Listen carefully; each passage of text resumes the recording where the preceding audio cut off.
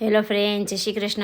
આજે આપણે કેરી મેથીનું ખાટું અથાણું પરફેક્ટ માપ સાથે બનાવશું અને આખું વરસ આ રીતે લાલ ચટાકેદાર રહે અને સ્વાદમાં પણ એકદમ સરસ બને અને કેરી અને મેથી ચવડ પણ ના બને અને ખાવાની પણ ખૂબ જ મજા આવે તેવું ટેસ્ટી કેરી મેથીનું એકદમ જૂની પદ્ધતિથી અને ટ્રીક અને ટીપ સાથે કેરી મેથીનું ખાટું અથાણું બનાવશું। તો વજનમાં 1 કિલો હું કેરીના ટુકડા લાવી છું અને રાજાપુરી કેરીનો મેં ઉપયોગ કર્યો છે। હંમેશા રાજા કેરીનો જ ઉપયોગ કરતા હોય છે અથાણામાં। એ દળવાળી આવે છે અને જાડી હોય છે એટલે અથાણું આખું વર્ષ સારું રહે છે। આ ટુકડા સમય જાતા ચવડ પણ નથી બનતા, એટલા માટે હું 1 કિલો રાજાપુરી કેરીના માર્કેટમાંથી જ ટુકડા કરીને લાવી છું। અંદરનો ગોટલીનો ભાગ કાઢી અને ચોખ્ખા પાણીએ આપણે 3 થી 4 વાર ધોઈ લેશું। અને આ અથાણું હું મારા સાસુમાના હાથેથી બનાવું છું। તો એકદમ જૂની રીતથી મારા સાસુમાં આ અથાણું વર્ષો વર્ષ બનાવે છે, એ જ રીતથી હું તમારી સાથે આ વિડીયો શેર કરું છું। તો 1 કિલો કેરીના ટુકડાની સામે 4 ચમચી મીઠું એડ કર્યું છે, 1 ચમચી હળદર। આ રીતે ઉપર નીચે કરી લેવાના અથવા હાથેથી હળદર મીઠું બરાબર મિક્સ કરી લેશું। હવે આ ટુકડાને ઢાંકી અને 1.5 દિવસ માટે આપણે આ ટુકડાને હળદર મીઠામાં જ રહેવા દેશું। વચ્ચે વચ્ચે 3 થી 4 કલાક થાય એટલે આ ટુકડાને ઉપર નીચે કરી લેવાના, પાછા ઢાંકી દેવાનું, પાછું 3 થી 4 કલાક થાય એટલે પાછા આ ટુકડાને ઉપર નીચે કરી લેવાના। કુલ આ રીતે 1.5 દિવસ આ ટુકડાને આ રીતે રહેવા દેવાના। હવે મારે 1.5 દિવસ થઈ ગયો છે, તો આ રીતે ઉપર નીચે કરી અને ખાટું પાણી અલગ કરી અને હું આ ટુકડાને કોટનના કપડામાં સૂકવી લેવાના છે। તો મારા ઘરે જે બાલ્કનીનો ભાગ છે એમાં જ હું આ ટુકડાને સૂકવું છું। પંખા નીચે પણ નથી સૂકવવાના અને તડકામાં પણ નથી સૂકવવાના। તો સરસ પવન આવતો હોય એવી જગ્યાએ આ ટુકડાને સૂકવી દેવાના। તો આ રીતે પહોળા પહોળા કોટનના કપડામાં આપણે આ ટુકડાને સૂકવી દીધા।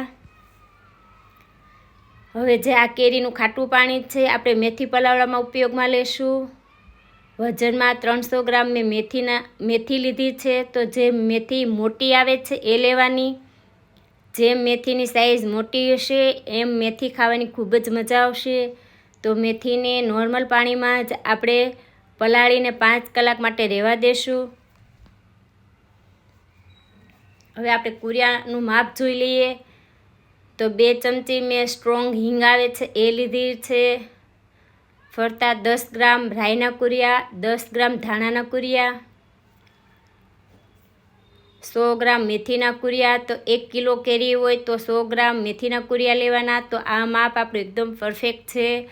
થોડા મરી અને થોડા લવિંગ લીધા છે એ વચ્ચે એડ કરશું।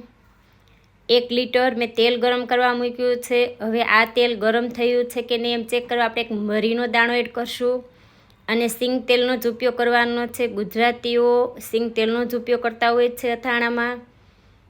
તો મરી ઉપર આવે એટલે માનવાનું કે તેલ ગરમ થઈ ગયું છે અને થોડી વરાળ નીકળે તરત જ તેલ આ રીતે એડ કરી ઢાંકીને 2 મિનિટ માટે રહેવા દેશું। વચ્ચે આપણે આ રીતે એકવાર હલાવી લેવાનું છે એટલે કુરિયામાં એકદમ સરસ તેલ કુરિયા સાથે મિક્સ થઈ જાય અને કુરિયા સરસ શેકાઈ જાય।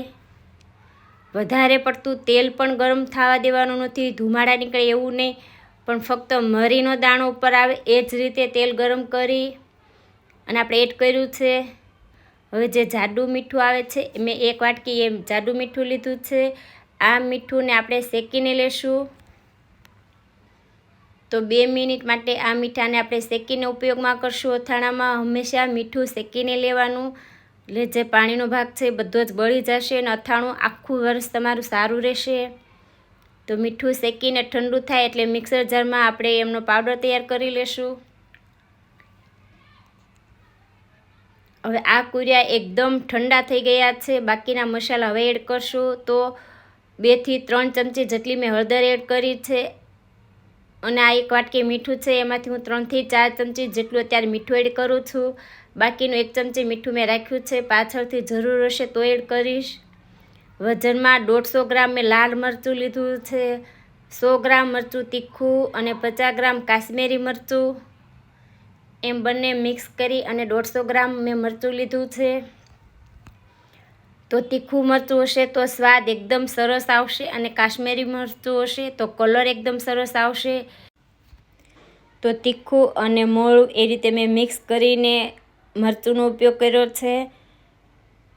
હવે ઢાંકીને રહેવા દેશું. હવે જે મેથી છે એમાં મેં ખાટું પાણી આપણે નીકળ્યું હતું એડ કરી દીધું. કુલ 10 કલાક મેં મેથીને નોર્મલ પાણી અને ખાટા પાણીમાં રાખી છે, અથવા 1 દિવસ પણ તમે રાખી શકો. તો આ મેથીને કોટનના કપડામાં આપણે સૂકવી લેશું. આ રીતે ખાટું પાણી નિતારી અને આ રીતે પોળી મેથીને સૂકવી લેવાની.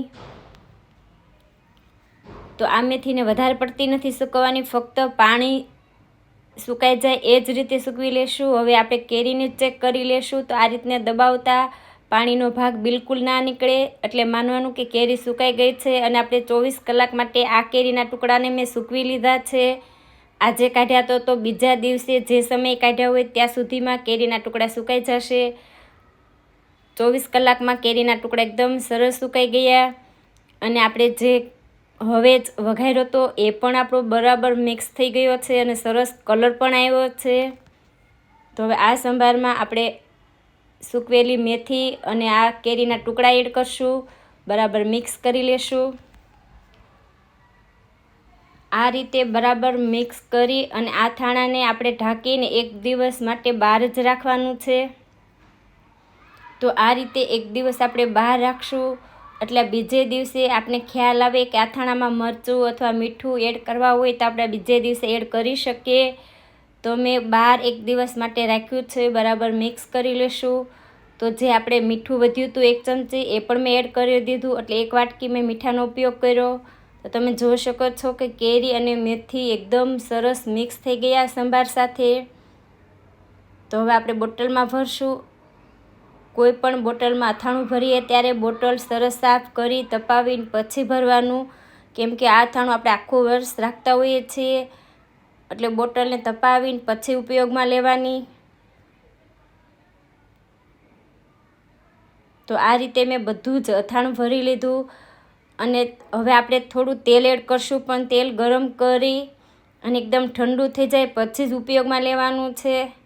તો આ રીતના કેરી ઉપર થોડું તેલ રહે એ રીતે આખું વર્ષ માટે રાખવાનું. એટલે આખું વર્ષ તમે આ અથાણાને બહાર રાખશો તો પણ તમારું અથાણું આખું વર્ષ સારું રહેશે.